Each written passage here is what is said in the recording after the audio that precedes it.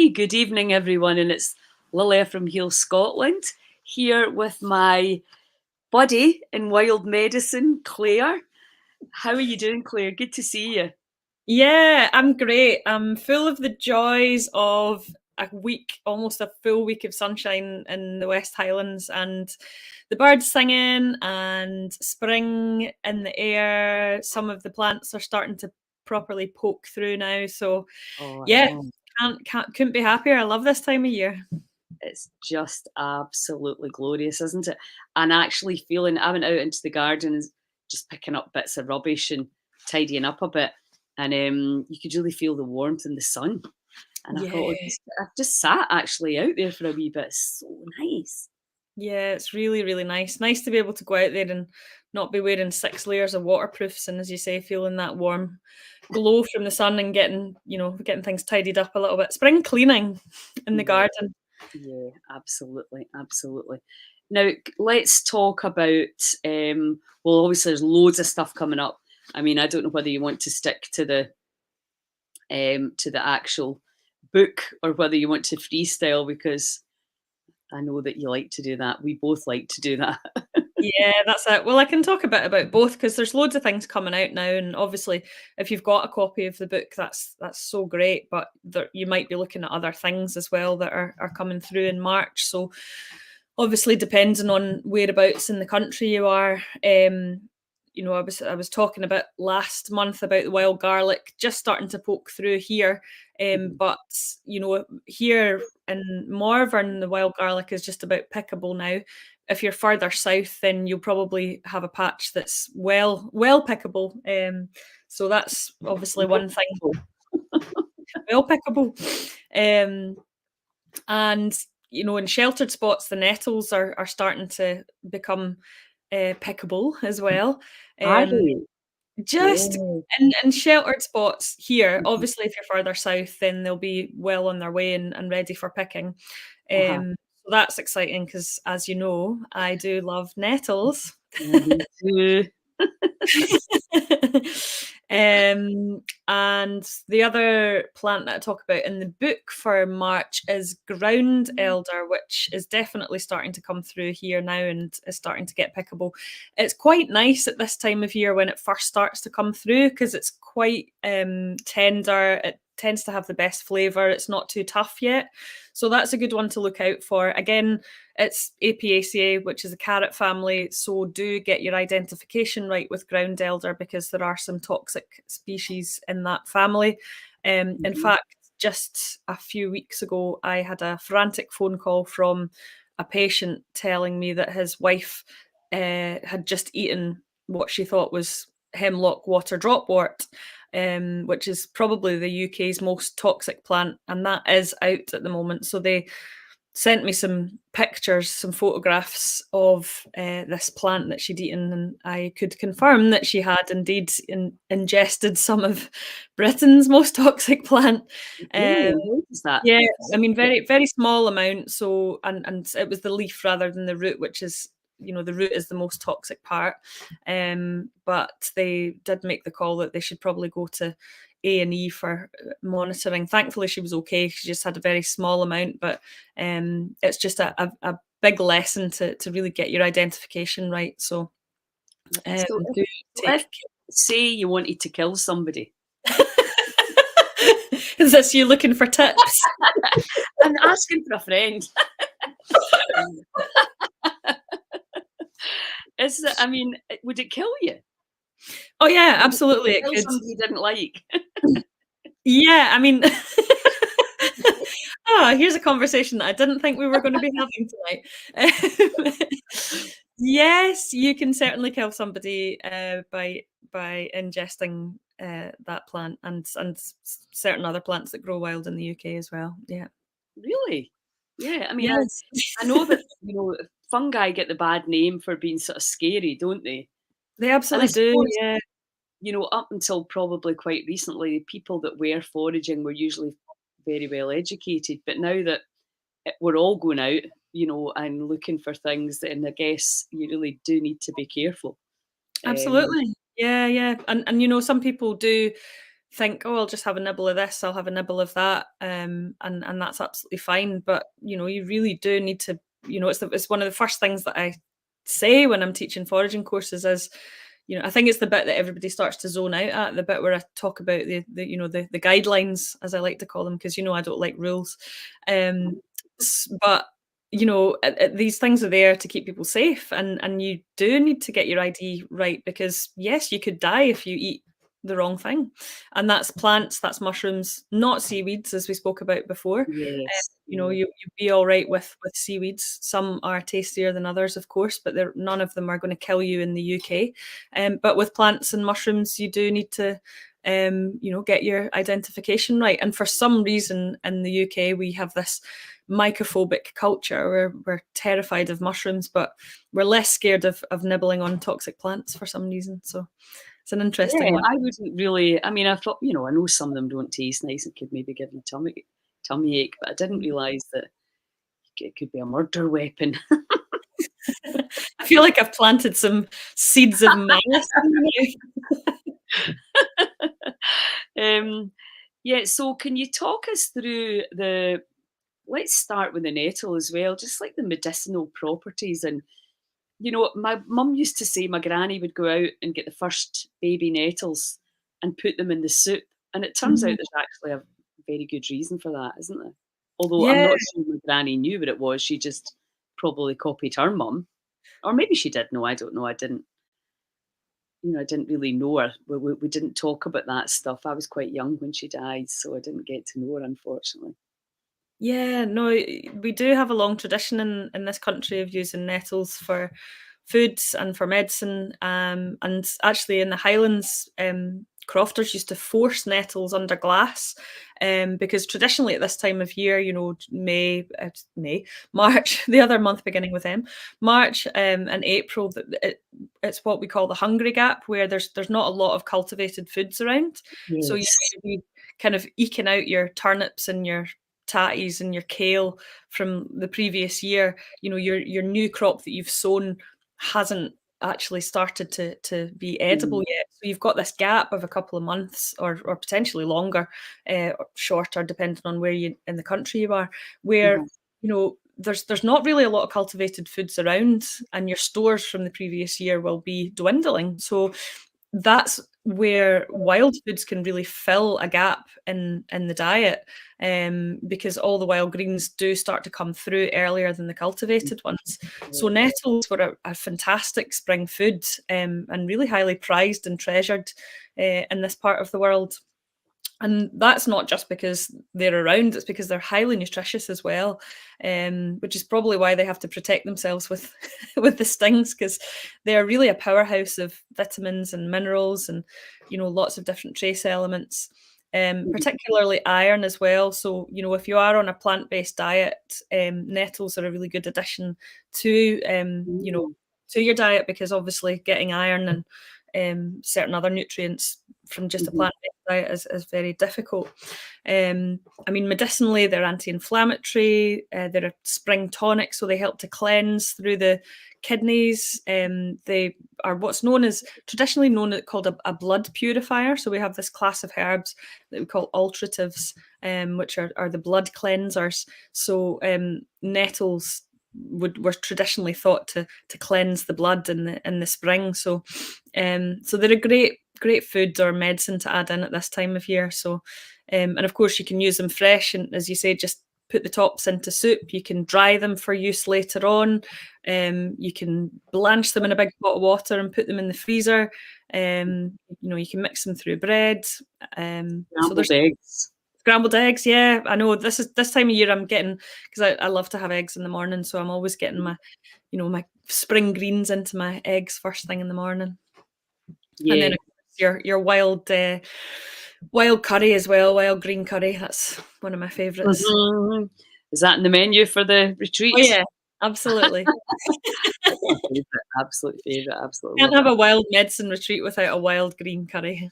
Yeah, no, that's true, it wouldn't be right. Yeah, so really it's kind of like a spring clean, the nettle, isn't it, for the body? But you Absolutely. mentioned anti-inflammatory there, and that's, I know in our equipment, we just see high inflammation Mm. everywhere you turn. So that's a really good idea. I mean, the thing is, a lot of people don't know they've got inflammation. You know, I think if you've sometimes it's very obvious, but a lot of the time it's quite silent. Yeah, quite low So grade for some people, isn't yeah, it? Yeah. so it's I think it's a great idea just to. What about heavy metals? Would it help? I think there are certain herbs that do help with heavy metal removal from the body. I wouldn't say nettles are, wouldn't they certainly help to cleanse, but heavy metal removal probably less so. Mhm. Dandelion, I would probably think about. Burdock. One of the herbs that has a very good reputation for heavy metal cleansing is coriander, actually coriander leaf. That's what I was gonna say, which I Also, love anyway. yeah, yeah, yeah, and you do need quite large doses for that. Mhm. Um, the other herb that is quite good for that is aniseed, star anise. That's Okay. quite good for removing heavy metals, and bilberry as well, blaeberries, which I do write about in the book. That can help, and dulse seaweed is another good one. Right, I can add that in then. Yeah. Um, yeah, what about the kinda shop bought blueberries? Would they Yeah, they're probably not quite as strong. They don't have Mhm, as much of the kind of antioxidants that the wild ones do, mhm, but they would certainly, wouldn't do any harm. You'd mhm. probably maybe need a larger quantity of them. Yeah, Um, I've been using zeolite clay, yep. um, Mhm. so but it's still showing up, but I'm just gonna keep going with it because I know it can take some time. I got It all my mercury fillings out, and much as it I know can. they're incredibly well, it looked like there's no way any mercury can get into your mouth. It was all taped off and sealed off, but, I mean, I'd had these fillings in pretty much most of my life, Yeah, so, getting it all out is seems to be a wee bit of a chore, but I yeah. think this is something I could definitely add in. I know Mm, coriander, and I'll eat it by the packet. yeah. Um, but again, you're like that. Where does that come from? I know, and then, You a know, lot of it's, the cultivated herbs, they're I so know, I bad with know, I pesticides and know. things. It's really hard, and particularly rural, remote areas, it's really, really hard getting organic produce, which I know. comes back to growing your own. I know. Well, at the farm we had not so much last year, but we had tons of coriander because Nice. basically I'd said we'll never, not be able to use it, Yeah, because it's just you can put it in everything, and people love it in salads as well. And yeah, so we had a lot that was so nice, but then it brilliant. all goes to seed, and it's not really got that. I mean, you want it all year round, but Yeah, yeah. obviously, there was a bit of a short season for it. It is short, yeah. I mean, you can successional sow coriander and get a kind of, Can fairly. you? Yeah, but it's a bit of a princess, I have to say. Is it? Yeah, it tends to bolt very, very quickly, and it doesn't like temperature extremes. It doesn't like drying out too much or getting too wet. So, it's not a super easy herb to grow, Mhm. especially if you want a kind of constant supply. So I tend to grow it kind of in the spring and then again in the autumn when the temperatures are, well, again, you just never know here, really, do you? Yeah, I mean, the But climate's all yeah. over the shop, isn't it? The temperature's dropping. I mean, at my aunt's house, the central heating's pretty steady, and some Mm. days it's cold and other days it's absolutely roasting because the temperature's just going up or down 10, 15 degrees. It's Yeah, crazy. it's a bit crazy at the moment, isn't it? So Mhm. So, um, ground elder. yeah, so yeah, ground elder again. I mean, a lot of the herbs that are coming out at this time of year do tend to be kind of cleansing herbs. So again, ground elder helps to cleanse through the kidneys. Ground elder's also called goutweed, so it helps Mm, to remove uric acid deposits, and again clean uric acid from the blood. So Yeah, that was its traditional use. So again, anti-inflammatory to the joints, helps to cleanse through the kidneys. And I love it as a herb, in terms of the flavour, because it's somewhere between, I would say, kind of somewhere like between parsley and, I don't know, it's just quite kind of celery flavoured. It's Yeah. really nice, flavour to add into things. And like I say, it's perfect at the moment, for the next few weeks. It'll be really, really good to harvest. So how would you give that to somebody with gout? Well, to be honest, I mostly use it as a food. So I do try and encourage people to eat it. And when you do find patches of it, it's very prolific. So it's very easy to gather it and gather enough of it to cook with. I mean, you could make a tincture with it. I'd have to say that I tend not to. There's no real reason for it other than I just haven't. But you absolutely could make a tincture with it. Again, you can chop it and cook it off and freeze it for later use. And you will usually get a bit of a second kind of flourish with ground elder as well. So you get another kind of chance to harvest it later on in the season, around about kind of September. Or if you find a patch that gets cut and trimmed, then it'll just keep popping up year round. Yeah, because I was thinking more for, I know when I was living at the farm and everything was just right there on my doorstep, you didn't Yeah. have to really think about, making it into anything, especially something like that where you can just add it into salads, etc. But if you're not around that and you actually have to make a trip out to go and get things that that your body's it's gonna help your body heal, Yeah. then maybe it's a good, well, obviously you can freeze it or make the tincture.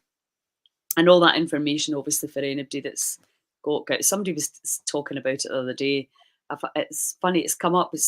I never used to hear about it, but Mm, now it seems to be something that people are suffering from. So mm. that's really good advice. Is there anything else you would recommend for that? For gout. Mhm.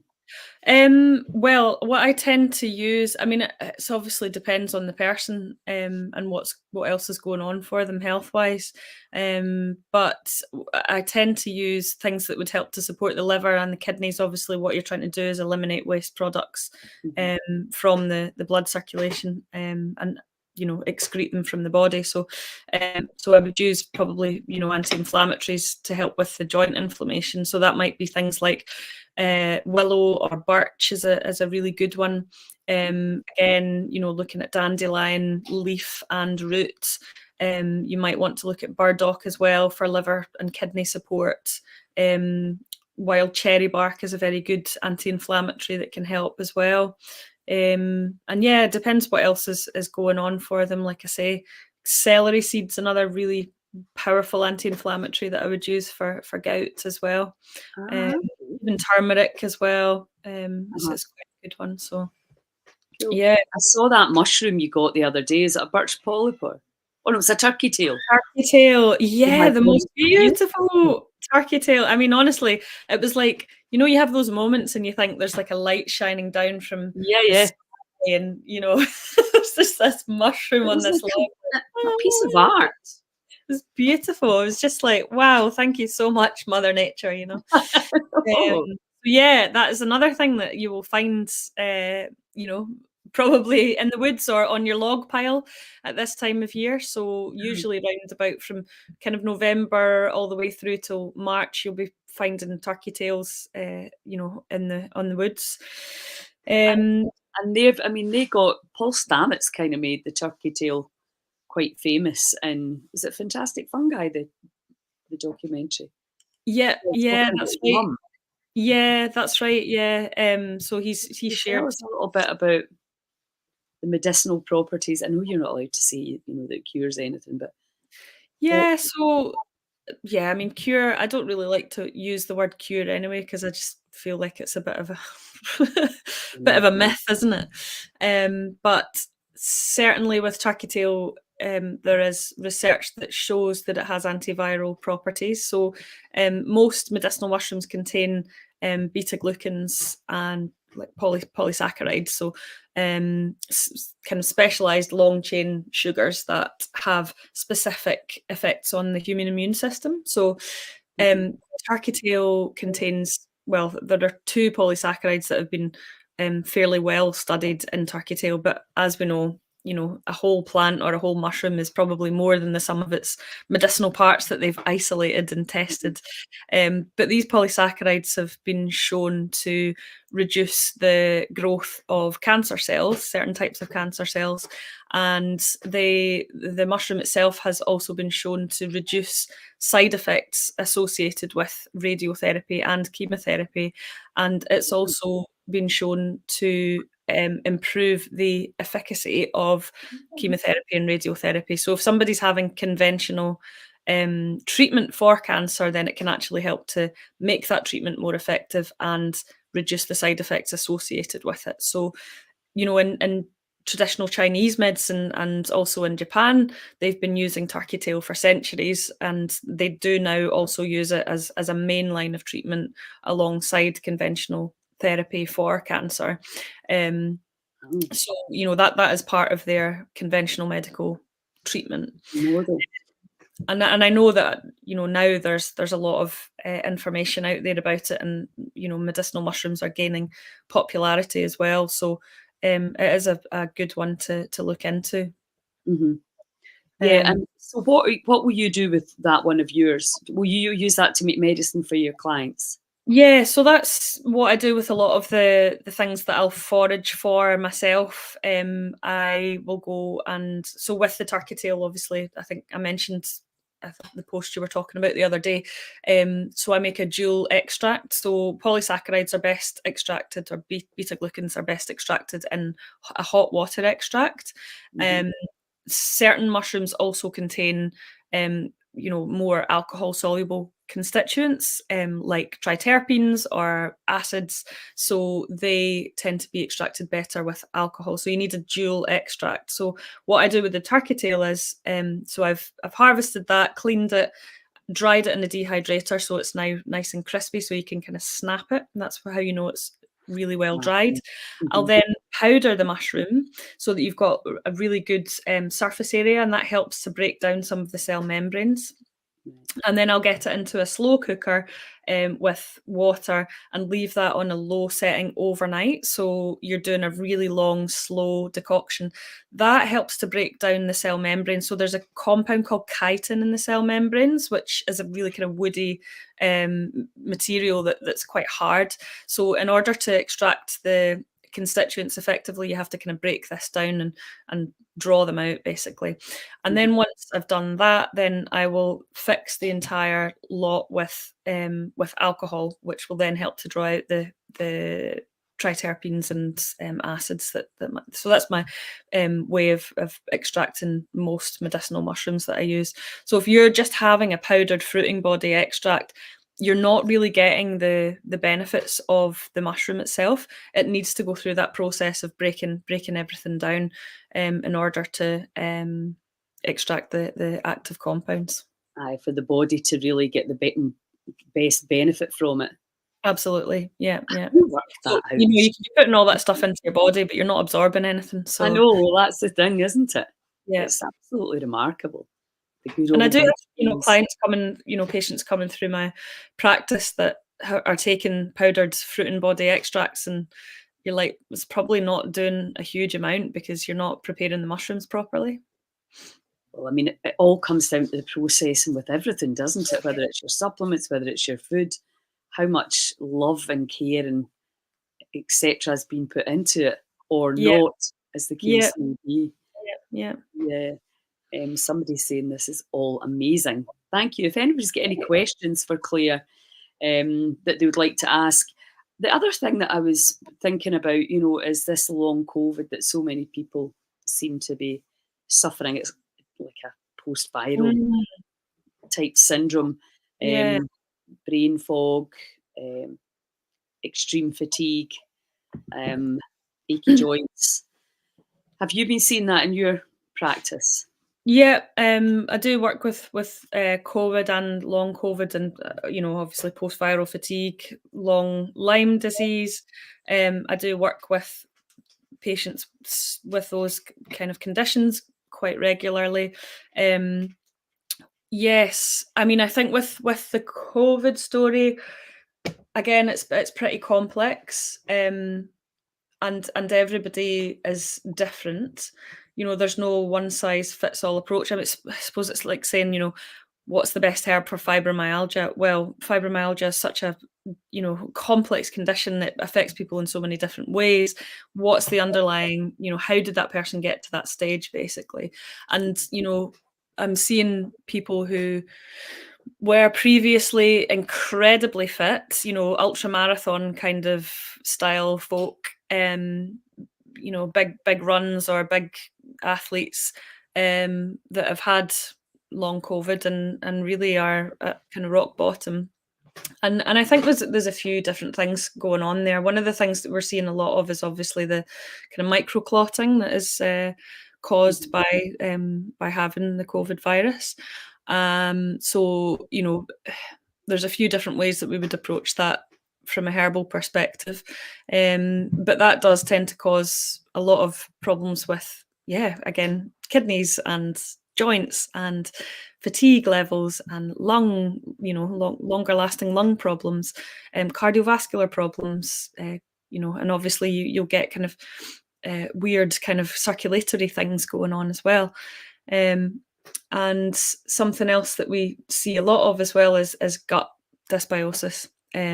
And there are studies now coming out about how viruses, and COVID in particular, is affecting the gut microbiome. So that's a massive one, actually. Is again with anything that affects the immune system, you need to be thinking about gut health. So that's quite a big deal. And sometimes you see people that, you think, actually, maybe there was something underlying that's been, lurking away in the background, and you've just been kind of coping with it. And then suddenly there's been this really acute thing that's happened that's been the straw that broke the camel's back. And now we need to start building you back up again. It's not an easy journey. No, I know. And I mean, Lyme's comes up a lot for people as well. A lot of people that will have no idea that they have that information in the body. I think that, like we were talking about before we came on, there is a straw that breaks the camel's back, and that can be like my daughter, it was a sickness bug, whatever caused it, doesn't matter, but or it can be an emotional trauma. Or it can be, a big event. You just don't know very often exactly what it is. Then suddenly you're just like, your fatigue gets to a level that becomes unmanageable, or your brain fog becomes unmanageable. That, because you hear that a lot now. Yeah. What can I do for smell and taste being lost for 2 years? Can I book an appointment? I'm booked in the Wild Medicine Retreat, but I'd like to have an appointment for a few issues. What is microclotting? Didn't take jabs, but did. Bad loss of hair and smell and taste. It's funny because two of my friends lost their hair unvaxxed, but got bad COVID. And the smell and taste thing, for a lot of people, it's miserable. You can't taste your food. You can. What's the best way to contact you? Email.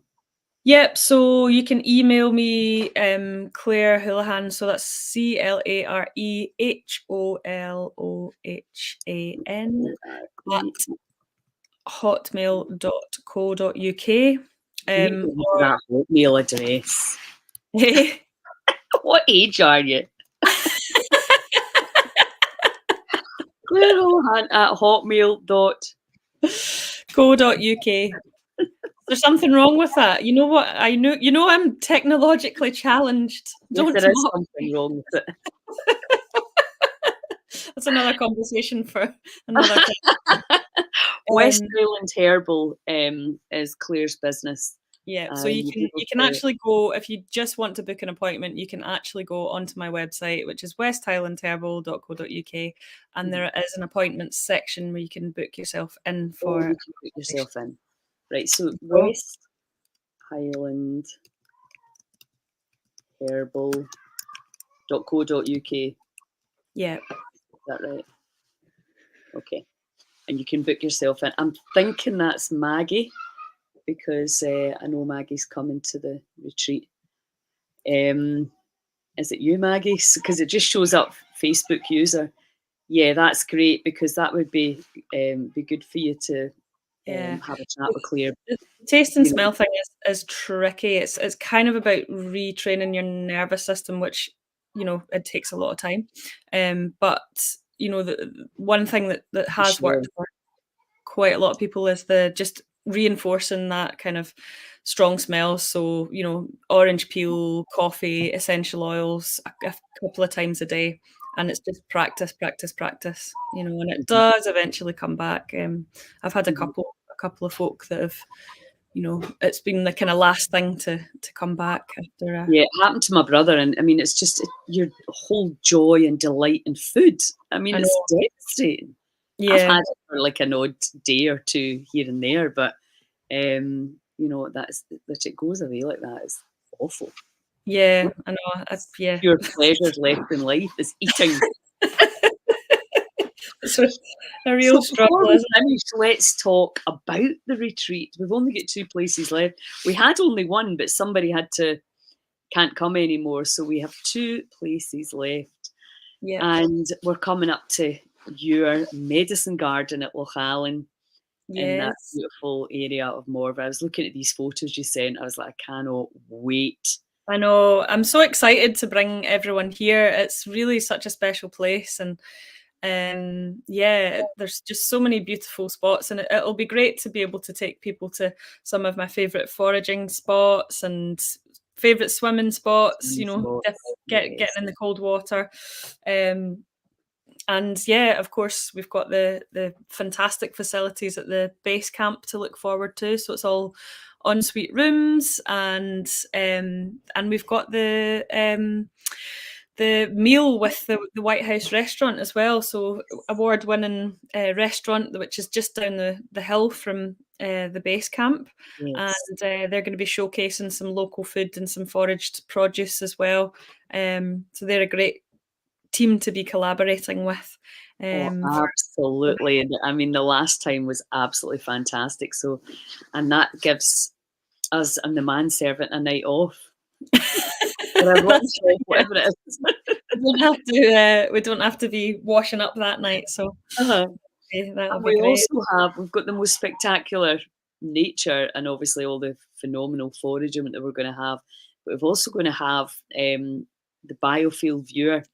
So Yeah. now that I'm kind of finished my training with that and much more confident in helping people, it gives us another insight into the energetic side of the body.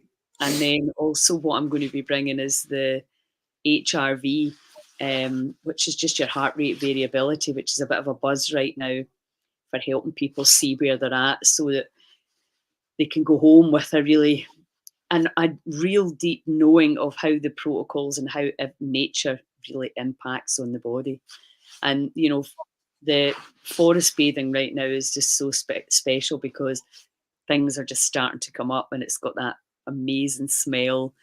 The trees are starting to come to life again, and it's just I think everybody is so ready to move out of the dead of winter.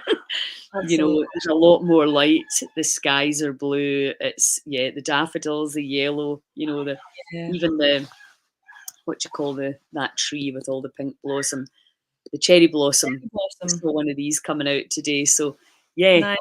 it's Yeah. Yeah. it's really nice A really that we're special time of year, yeah, and we're so blessed here because we've got, you know, we've got some really specialised ancient woodland here as well. So, you know, it's really very special, a special place for woodland here. So, yeah, indigenous trees and the age of them and the energy from them. It's incredible.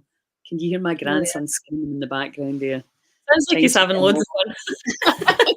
Time to get him off his device. So fantastic. So we'll be back beginning of April with wild medicine for April. And if anybody wants a consultation with Claire, you can go into our website. You can actually just book yourself right in there directly. So saves you any hassle. And then we've got the 2 festivals, Wild Medicine Festivals coming up. We've got our retreat, which is in the middle of April, in between the 2 festivals. We also have our winter retreat, which starts on the 31st of October into the beginning of November, if you can't come this time. We also are going to be up in Cairngorm National Park with Sandra and Lynn. Spent the That's weekend right. with them. They were Yeah, at yeah, the July. Inverness Goddess gatherings. It was great. So there's a day and maybe 2 days, but it's a day course that Claire's going to be at there with the foraging and medicine making. So lots of phenomenal things for anybody all over the country to come and join. So great stuff, right? I'll talk to you very soon. I'm sure more Yeah. with our final arrangement. Is Claire going to Skye? No, Claire is not going to Skye or Tarbert. She's so busy at this time of year, and that's always a challenge, isn't it? Time. It is. Yeah. So, but if you want to hang out with Claire, come in the retreat. That's the best way. But definitely the wild medicine up at Linbrett Croft, an absolute joy to be there as well. So yeah, have a look, and or if you want any links, just let me know, and I'll send you some links. Okie You can dokie. also go onto my website for other events and things that are going on. Yes, that's Wild right. Yeah. Have you got the Lindbreck event on your site? It's on my site, yeah. But it just links to their page for booking. Yes. So yeah, Okay. but you can go onto my website and it shows you everything that I'm doing so far this year that's carved in stone. Brilliant. That's somebody saying, yeah, book for Lindbreck. Awesome. Excellent. Great stuff. Okay, Great. darling. Always a pleasure to chat. Yeah, Enjoy the you love. spring. Ciao, ciao.